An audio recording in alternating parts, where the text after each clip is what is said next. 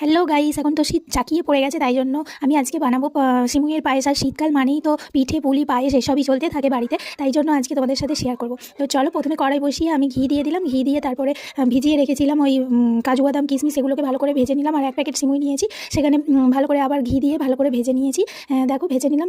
ভেজে নেওয়ার পর ওইটাকেও তুলে রেখে দিলাম। তারপরে দিয়ে দিলাম দুধ। এখানে আছে মানে 500 মতো দুধ, সেটাকে ভালো করে ফুটিয়ে নিয়ে দেখো আবার 2 চামচ হচ্ছে গিয়ে দুধটাকে তুলে নেব। নিয়ে তারপরে দিয়ে দেবো গুঁড়ো দুধ, যেটা আমুল দুধ আমরা বলে থাকি, সেটা দিয়ে ভালো করে নাড়িয়ে নিয়ে, আর এই আমুল দুধটা দিলে না অনেকটা টেস্ট বেড়ে যায়, সেই জন্য দিয়ে দিলাম। দিয়ে ভালো করে আবারও ফুটিয়ে নেব। নিয়ে ভাজা সিমুইটা ছিল সেটা তার উপর ঢেলে দেবো।